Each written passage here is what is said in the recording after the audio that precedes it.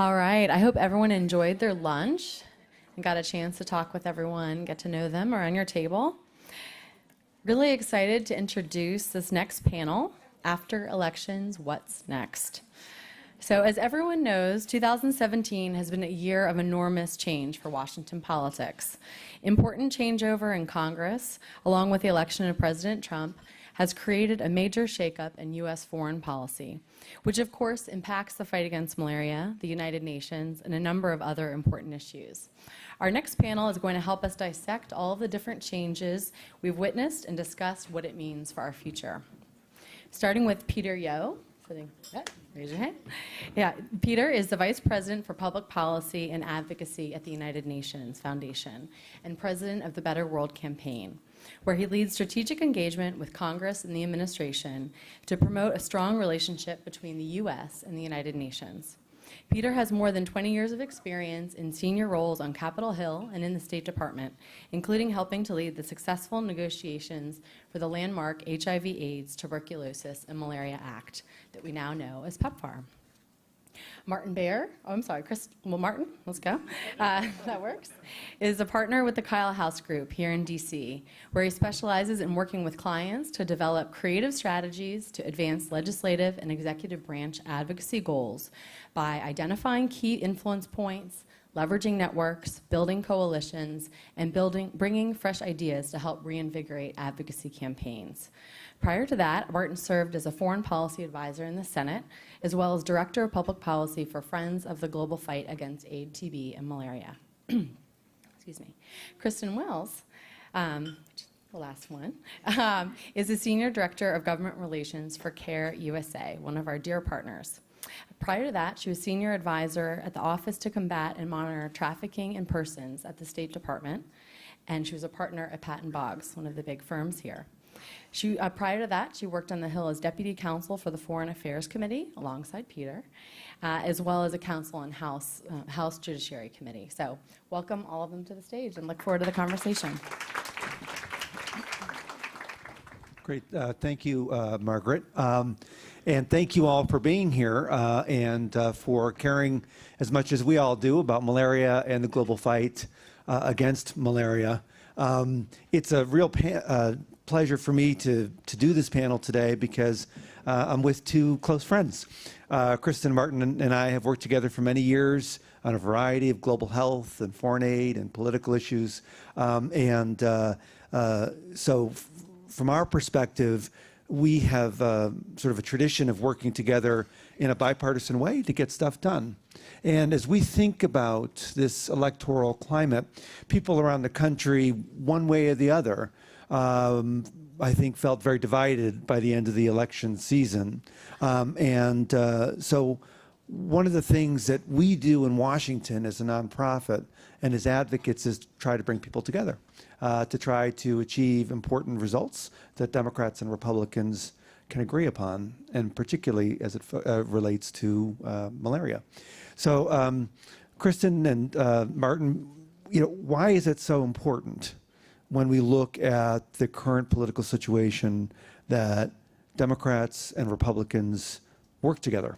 And give me an example from your past experience about something that's gotten done because Democrats and Republicans were willing to work together. Is this on? Okay, Yeah. Great, yes.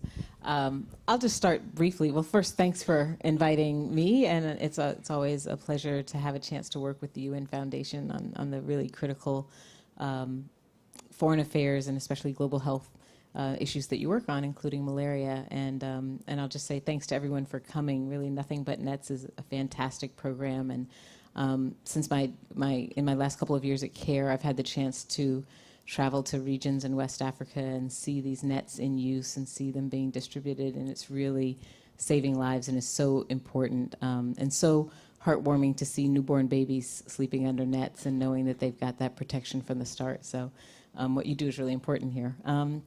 Just to answer your question, really the only way anything happens in our federal government is through some method of balance and compromise and collaboration. We have a balance of powers system and a structure in our federal government and in our legislative branch in particular that requires compromise. while the House of Representatives allows one party to have rule and allows for the diversity of representation from different states and communities, the Senate is structured to really force compromise. And that's turned out to be a really great thing for our democracy over 2 centuries. So we know, those of us that are sort of here day to day and trying to make anything work in Washington, you always have to work with the majority party. You always have to get them on board. You're often going to have compromises, whether you're representing an issue or an organization that's associated with that party or not. There's going to have to be compromises and changes to the language or whatever program you're providing, because you have to meet a lot of different needs, both needs that might apply to states, but also needs that might apply to principle that are of concern to the majority. And then the same with the minority. The minority party has to be involved in some way. And sometimes they have a very strong voice, as we'll sometimes see when there's a process, for example, where one senator can hold up a bill, and that might be because that senator's in a minority party and disagrees with some principle or some issue in a bill, and other times not. So, there's a lot of ways it goes, but in the end, the thing I love about this work is that, when you go to members' offices this week, you'll see that, we're all Americans and we're all fighting for a better world, a better country, and trying to figure out how to do that. And you'll be able to have some really great conversations with people, regardless of what party they're in, to understand their points of view and explain yours. So I would just say the greatest example, I think, of this compromise was PEPFAR, because it was really such a life-saving landmark change for millions and millions of people in the world. Great, Martin. And I'd agree. I mean, I think, we've seen when legislation is one-sided or laws have been passed one-sided. You can take healthcare right now in terms of what we're looking at. You've got Republicans essentially coming out against Obamacare and trying to essentially dismantle it. When you have true bipartisan support on an issue and move legislation that way, you have much more strength in terms of your ability to keep that issue going effectively, and for folks to essentially be united behind it.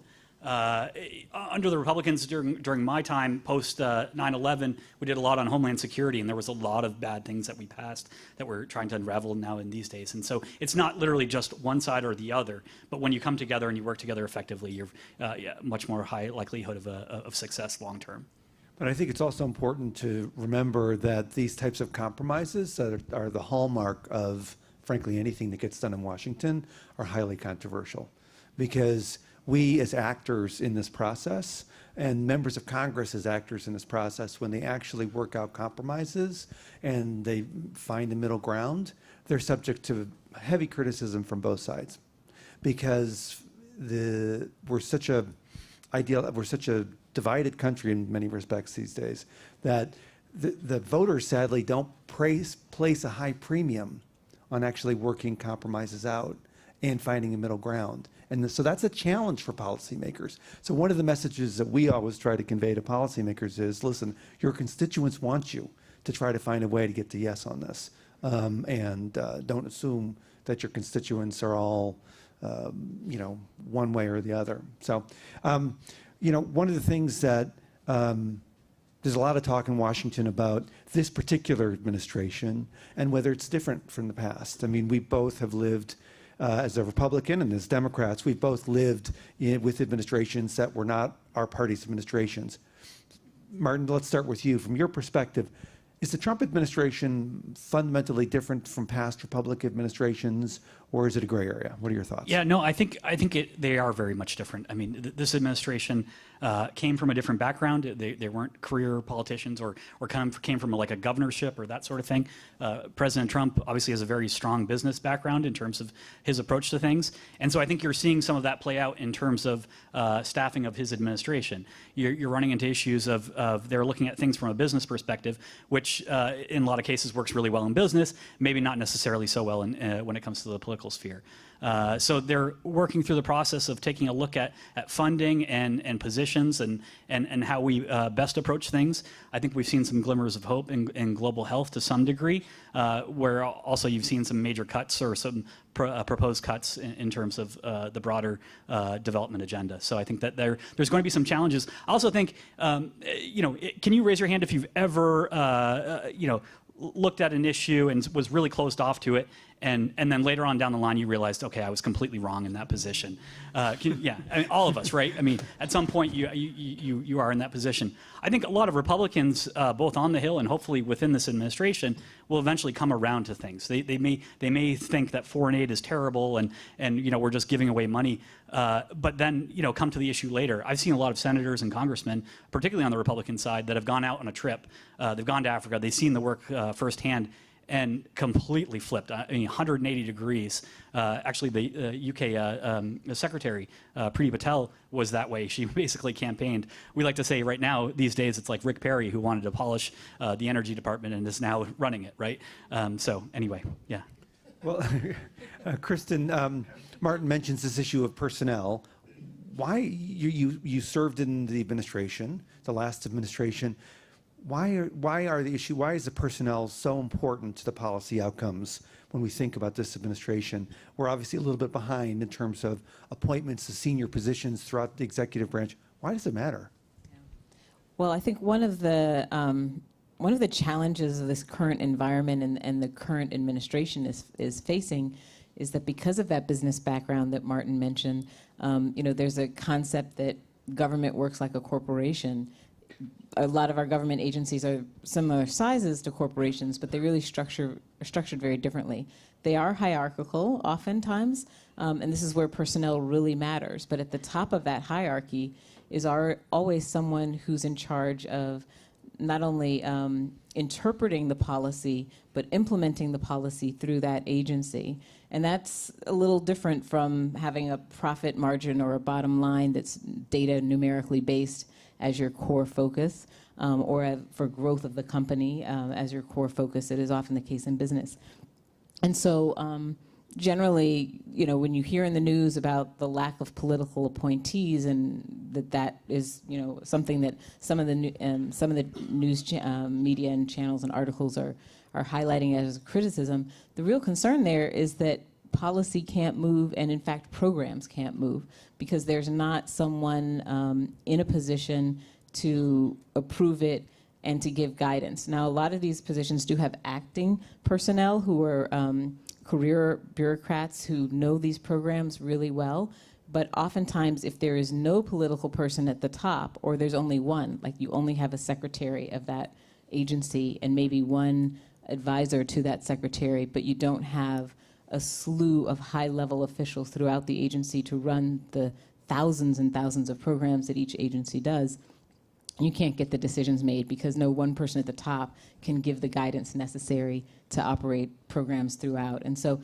it does slow down what government can do. And a lot of people, there's a balance to whether government should be doing this or government shouldn't be doing that. But in fact, especially around health, I think there's a lot of evidence that when government doesn't act, progress can't be made as quickly. Government as a funder and a structural motivator and mover, and in fact as a diplomatic agency, our ability, whether it's the CDC or the State Department or USAID, to work with foreign counterparts and bring money to the table as well as policy guidance has had a tremendous effect on a huge number of diseases that we have been tackling as a human species. So I think it's critical that you have those people in place. Well, and we at the UN Foundation have been dealing a lot with senior UN officials, most of whom we have a new Secretary General of the United Nations, Antonio Guterres, and he's brand new, and a lot of his team is brand new. And so they're wanting to come to Washington and meet with all of the key people in the executive branch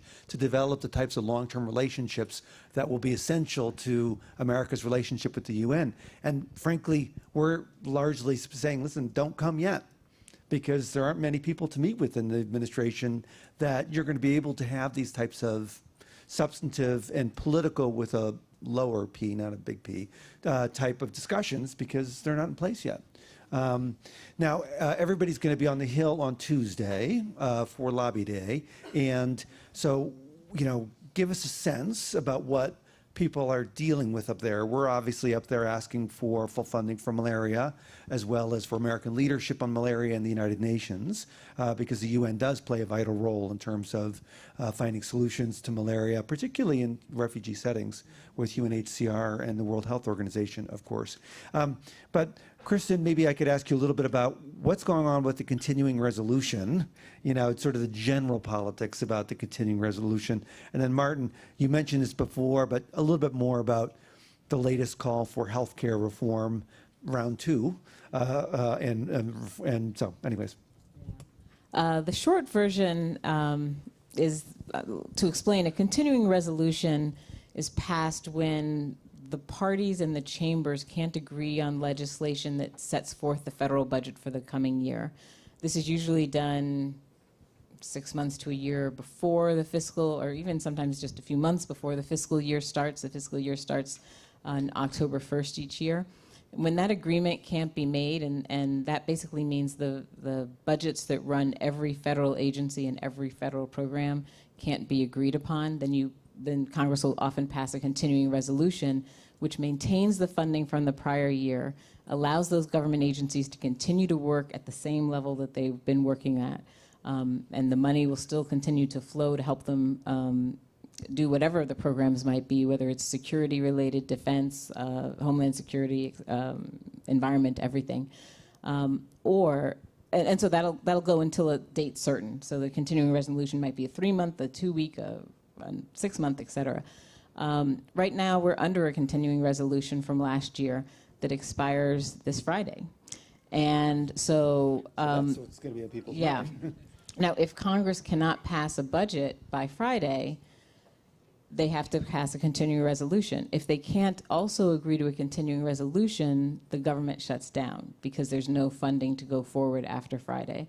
So it hasn't gotten a huge amount of press because I think there's fair confidence at this point that there will be a continuing resolution passed by Friday. It'll probably be, I'm hearing, a 2-week continuing resolution. So that means that in 2 weeks, they'll either have to pass the budget or do, this is for fiscal year 17, which we're already in the middle of now. We're already halfway through the fiscal year. They'll either have to pass that budget or do another continuing resolution. But it is high pressure, high stakes because I think, we've all lived through budget shutdowns before in the last few years, and they tend to take a punishing toll on one or both parties when they happen. And so a lot is at stake for the members of Congress. So when you go there, that is on the minds, certainly at the very top, and it means, in truth, for staffers, it can be hard to get the attention of their member on other things, especially if their member is deeply involved in the negotiations over that. Well, and I think it's also worth mentioning that it would be highly unusual to have a government shutdown when the same party controls the House and the Senate and the White House. But unless you're Republicans right now. I think all the rule book's sort of gone, and so that's been thrown out the window. So it could happen. I mean, it's a fascinating week to be in Washington because we've collectively have lived here for many decades, and we've been doing these issues, and I can't say what's going to happen for sure. Me neither. Yeah. But it's going to be an interesting week to be on the Hill because people will be trying to figure out what's going to happen on a continuing resolution. And actually, the plan was for Democrats and Republicans to work together and work out a bipartisan deal on a continuing resolution to keep the government open. And that still is the preferred option. But the administration is coming in and saying, "Oh yeah, we need to have money for the wall." And the Democrats are saying no, and so it's getting complicated. Martin. It is. No, and how many of you were here last year? Can you raise your hand if you were here last year? So you remember last year when we were asking for, we're basically going to Congress and talking about the $200 million increase request that President Obama was asking for. We're still working on that funding for this year. And a continuing resolution would be essentially for the previous fiscal year, essentially, that we probably wouldn't see any increase in terms of that $200 million. So the mood's a little bit different. You add in what we just talked about in terms of the continuing resolution, trying to work out the differences there. You talk about healthcare. There was obviously a big push to essentially repeal healthcare. That essentially failed because of different factions within the Republican Party. And if you add that to the amount of Democrats that were opposed to repealing Obamacare, that's where you are. They're going to try to continue to do these sorts of things. They've focused a lot of attention and energy on that. So it's, people are already exhausted in Congress, and we're only a few months into, I guess it's the first 100 days. So it'll be a tumultuous year this year for sure. The mood up there, because they're going to be focusing on the CR, is going to be a bit more challenging. So it may mean that we have to tweak our messaging in terms of our approach to offices who may be really preoccupied with other things. And I think that's going to be one of the major challenges in terms of going forward on this lobby day. Okay, Mark, you've mentioned the word messaging. As we think about the issue at hand here, which is malaria, America's role in the world, investments in global health in order to have better health outcomes around the world, particularly around malaria. What are your two best points that you think that should be utilized with congressional offices? Well, I think number one is it's always return on investment. I mean, the lives saved, the amount of money that we put in, and we know we're saving lives, we know we're protecting people. I mean, that's huge. I mean, that's really basic and always should be part of your talking points. In terms of conservative offices, I was out at Walter Reed's Army Institute of Research about 2 weeks ago and talking to some of the commanders that worked on Ebola, essentially putting their personnel on the front lines. They actually told me that the number one threat to the soldiers that were out fighting Ebola was not Ebola, it was malaria. So in terms of a national security approach, you think about the United States military having to roll out into some of these places to fight global health threats, and the bigger fight for them is malaria, is a huge, huge deal. So in terms of focusing on national security, when you're talking to a conservative office, they very much could appreciate that sort of thing. There's talk of essentially any kind of compromise in terms of military personnel costing millions of dollars in terms of having to bring people back, treat them, and compromising the mission. So that's a major issue. There are a lot of, as I like to say, compassionate conservatives from the Bush administration still out there that care about it from a faith perspective. If you have a faith perspective and you know you're walking into an office that has a faith perspective, I think it's worth talking about that angle as well. Is to say that this is our our compassionate level of reaching out to other folks. That foreign assistance isn't necessarily what you would see as kind of domestic assistance here in the United States. I mean, you think about President Bush, he was really inwardly focused when he first came on. He was going to be the domestic president, the way that this president wants to make America first, or make America great again, however you call it. But after 9/11 hit, he completely changed directions. PEPFAR, I mean, major, we're $8 billion a year now we're funding these things, creating massive levels of diplomacy around the world where people actually like us for some of the lives that we've saved and helped. So there's that whole other side of the equation as well. I think that's really important. Kristin. Well, I'll just add that American leadership is so important in these areas. People can debate whether it should be or shouldn't be, and there's a lot of talk now about pulling back as our government's responsibility on issues happening around the world, and pushing for private actors to come forward. The reality is that America helps lead those discussions even with the private actors. It's usually that when the United States is able to invest, especially in a health issue, they can pull more partners to the table, and that means other governments that have the funding to donate, as well as other foundations and other core private donors. There's been organizations developed, Global Fund, et cetera, both on trafficking and on HIV/AIDS, where that kind of leadership from the U.S. really mattered. So, I would say that that's one critical thing, and it's really helpful to highlight and remind staff and members that the rest of the world does step up, but they step up following the United States. And so if we step back, it's not certain who will step up, but it could be Russia or China, two countries that are very interested in expanding around the world. And of course, on health matters, you want health engagement from any and every country that can be a part of that. But, the political calculus could be changing around American leadership. The other thing I would just say is, I had a great chance to visit Niger, for example. This is an example, last fall. Niger is in the middle of the Sahel and is surrounded by countries that are facing real battles with extremism. It is hard for a country to fight and protect itself from some of the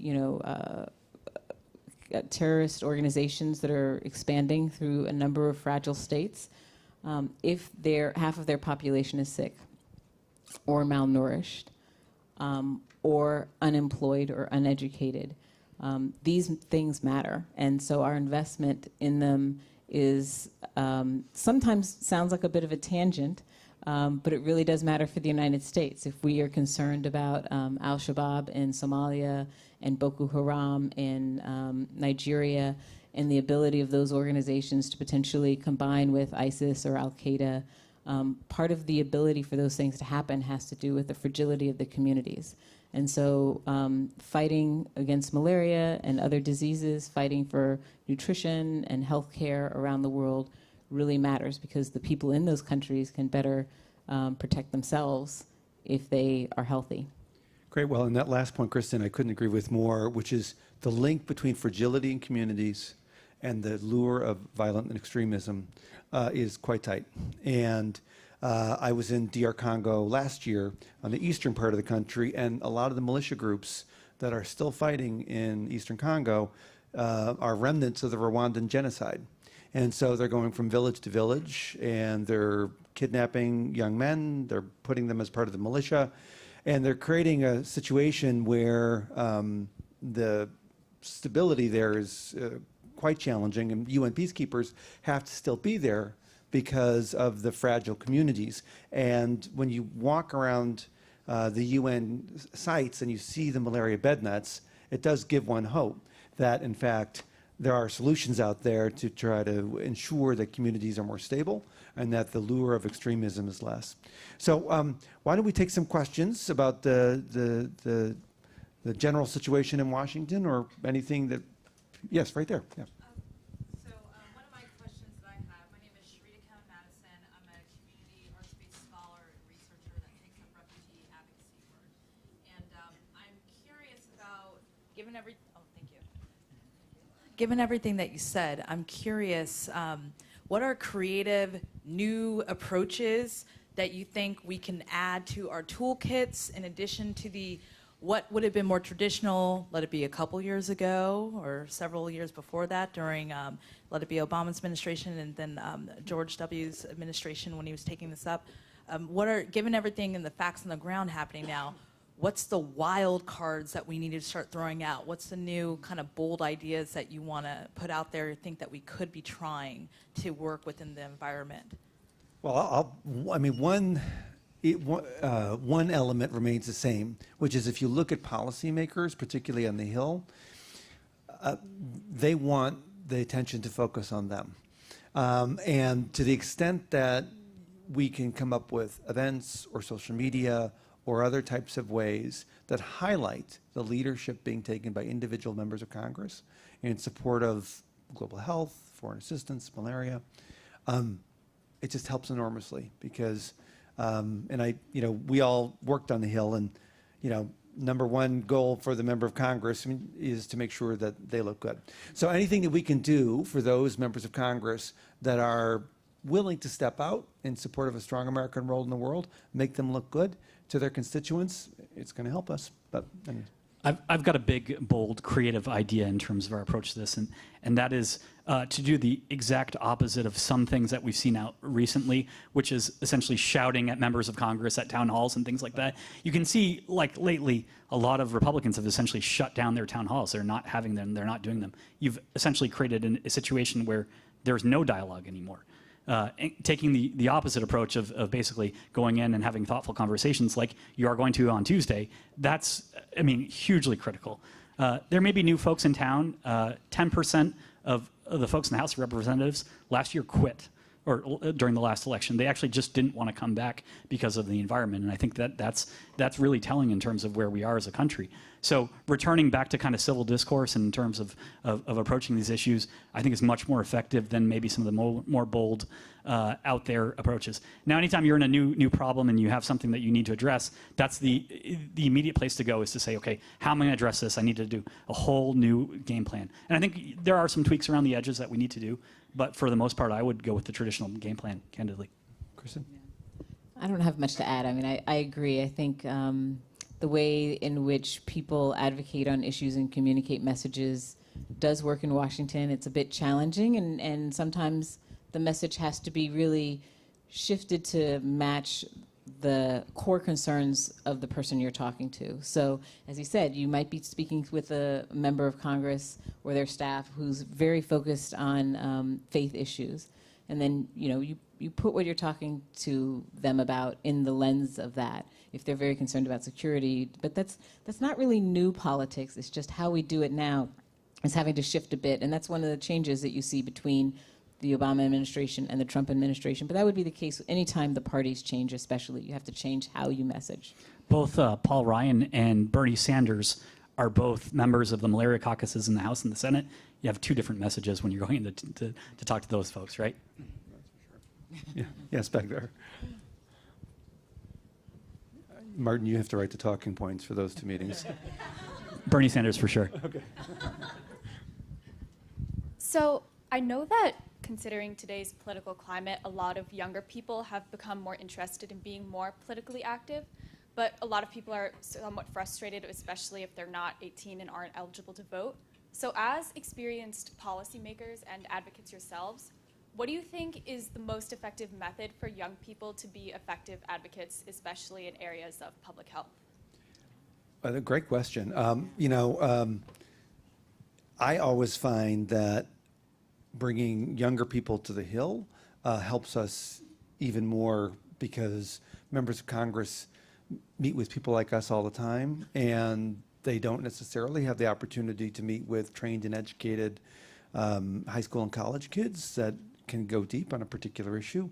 So frankly, it's a little bit refreshing at times, but other thoughts, Kristin? Well, I'd just add, I think, what you do in your communities is so important. We really have an important job, all of us as American citizens, to not only talk to each other, but to help inform and educate each other and continue across party, cross neighborhood, cross city, cross, state dialogue. And so, what we're trying to do here, for example, on an issue like malaria, requires citizens out there who are willing to fill out a card and send it to their member, come to Washington, as you all have, respond to an email campaign, pick up the phone and call. People don't tend to do those things unless they have already started to engage in the issue. So to the extent that you can go door to door in your neighborhood, to the extent that you can talk in your school and try to help educate your peers and your colleagues on why this issue matters to you, what difference it makes in the world. And in fact, I have to just say, the UN Foundation has great programs on this, and this is a separate one, but I have a niece who's in Girl Up, which is also a UN Foundation program, and she's just learned a tremendous amount about the role of women in the world and some of the challenges they face, and she's helping by being the head of her chapter at her high school to, spread the word among students. I did something similar in high school around drunk driving, which was the big issue in the 80s, and so I think, well before you are able to vote, there's so much you can do. Even talking to parents, talking to relatives who may have really different views. It is an incredible asset to be able to hone your skills of debate now. So, debate the grandmother who's older respectfully, and understand her views if they're different, because then later, when you're talking to whether it's a politician or a pastor or a business person in your community that could have an important role or voice, you might hear some of those same arguments, and you've had a chance to think about how you can help convince that person differently. So, Great, Martin. I would add also just to get involved in government if you have the opportunity, or campaigns. Political campaigns. Great place to learn. How the process works. You can spend all your time in political science degrees, like many of us have, trying to sort out all the differences. But when you're working on it, they actually say when you're working on Capitol Hill, it's like getting a third degree in terms of a master's or a PhD, whatever you want to call it. Yeah, and I think fine-tuning the debate skills is an important point, and we, through our Girl Up campaign, hosted Ivanka Trump at the United Nations Foundation to talk about STEM education and the importance of promoting STEM education around the world. And I was so impressed with these 10 teen American girls sort of having this sort of super substantive conversation with Ivanka about STEM education, and they held their own, and it was a great substantive conversation. So I think this type of opportunity to sort of fine-tune debate skills is key. Yeah, I think you had a question there. Yeah. Or at least you have the microphone. We have seen a dramatic decrease of malaria deaths by providing nets alone as a proven solution. And I don't know what's the predictability really or of the timeline as to the eradication of the disease. Do you see a diminution of Washington support given if the situation is favorable to an outcome data? That's a really good question because, you know, it's a fine line in Washington. You need to demonstrate forward progress on a particular issue. Otherwise, people don't want to invest in it. You know, you have to demonstrate the reduction in malaria deaths over time, because if you don't, and if it looks like the malaria deaths are going up, or bed nets don't work, or bed nets aren't part of a broader solution that involves medicine, that involves other forms of prevention, then people are, you know, they lose interest, because ultimately people want to be part of a winning team.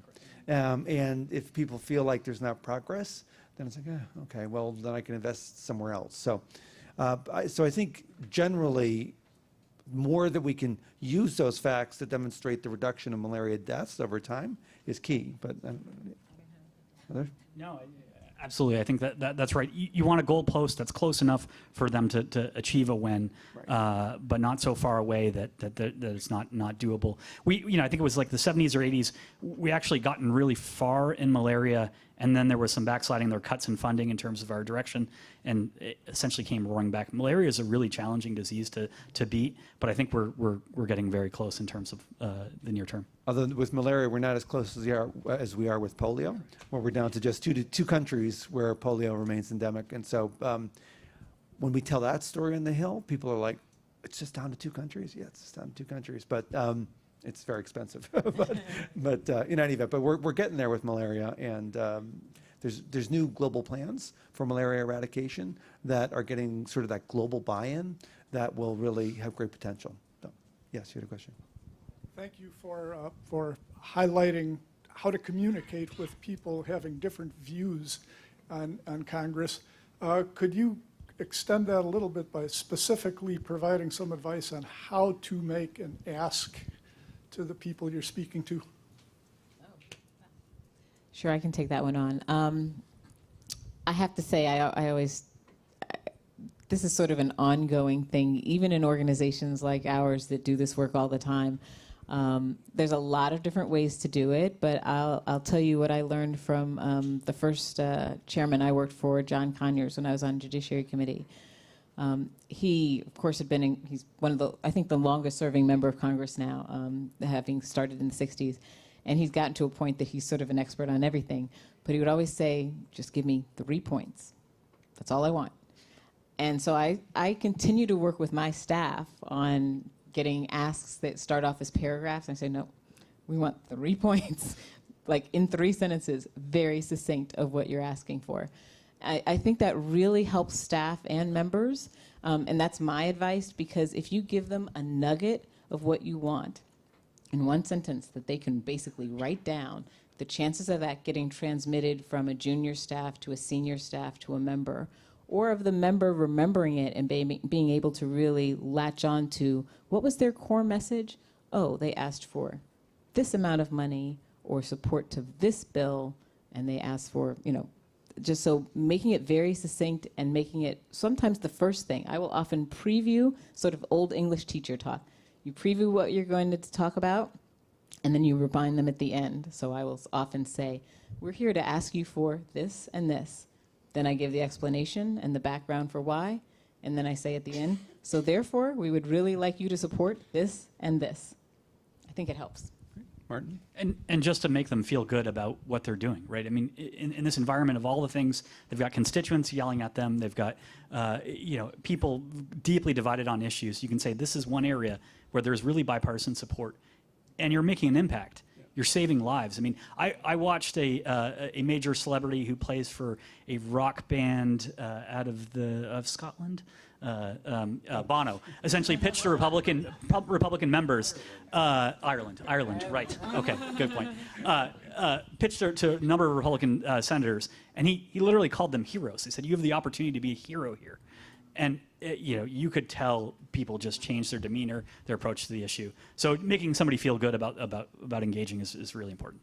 Yeah, and there was a question in the back. Well, we'll take two. Why don't you go first, and then we'll go back there. Yeah, so we'll get both of you. Two quick questions because we have 1 minute left. So go ahead. Okay.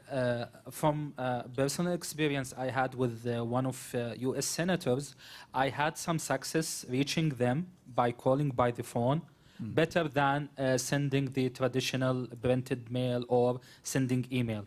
So from your experience, do you think this should be the standard approach, that pick up the phone and call them instead? Because we are all young people now, email is the standard communication for us.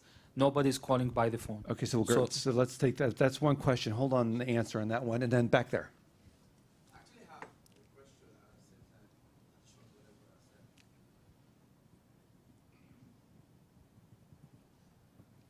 Thank you, Tisha. Yeah. My question is, first of all, what is the possibility of the United Nations getting a single donor more than the United... Okay. I understand that the United States of American government is the largest single donor to the UN. Yeah.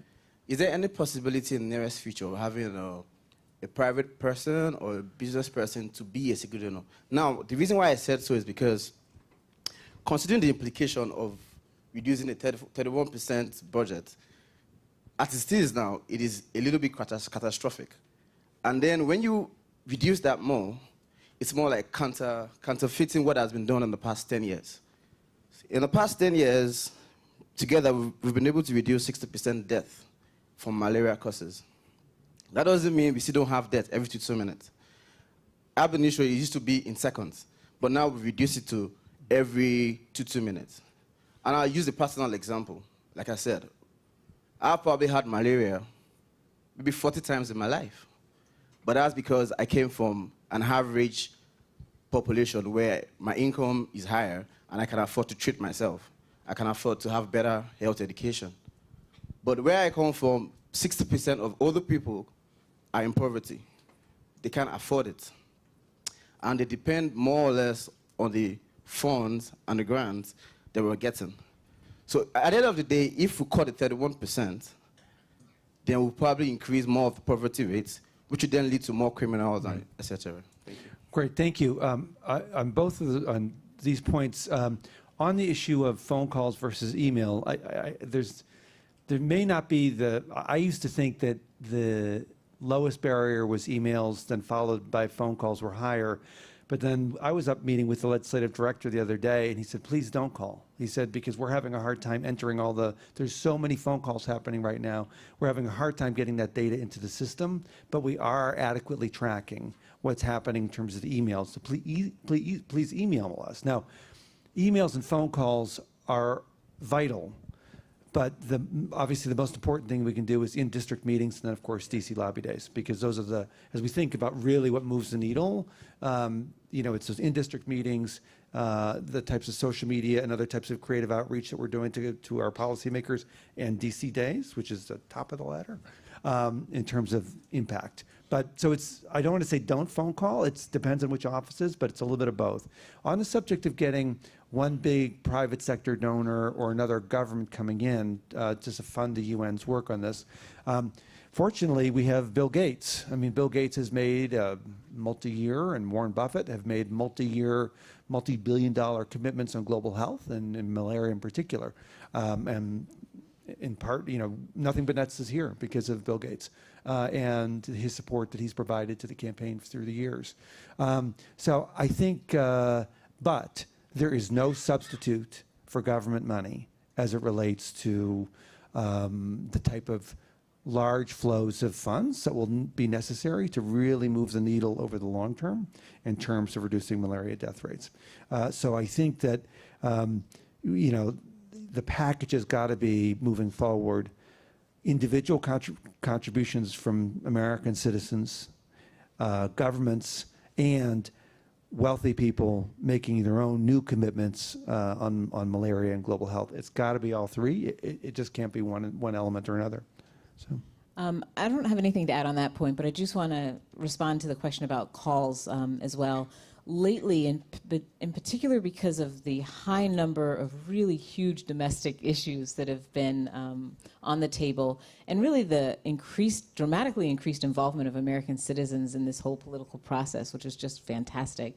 A lot of offices have either had to shut down their phone lines, or they're so constantly busy that you can't get through, or the voicemails are filled. So I would just say, you know, always remember there's no one way. I think the thing that works best is whatever is easiest for the citizen to do and whatever gets through.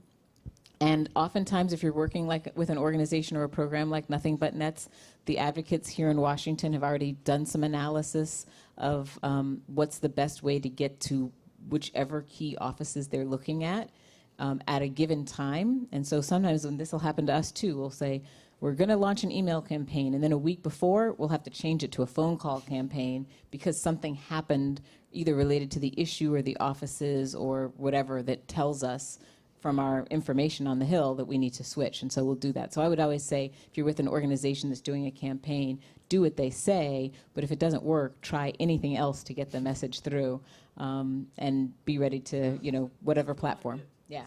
That's great. Yeah. A+. Yeah, as long as you do your best to get through, and that's all we can do. That's what helps. Martin. All of the above for both questions. I mean, I think you need a mix of private donors, U.S. government, unless you know somebody that's got $15 billion for the next like 8 years or 4 maybe per year. Anyway, get it done. But thank you for your engagement. I mean, I think it's critical.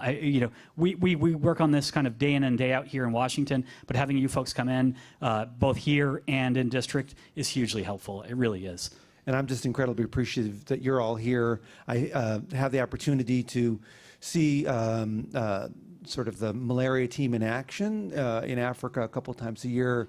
And it's just heartening when you go to these rural health clinics and you see the full range of malaria interventions being deployed, or when you go to people's houses out in the middle of nowhere and you see bed nets. It's a statement that all of our collective work to make sure that our government leads, that individual citizens lead, is actually paying off in terms of people's lives being saved and improved.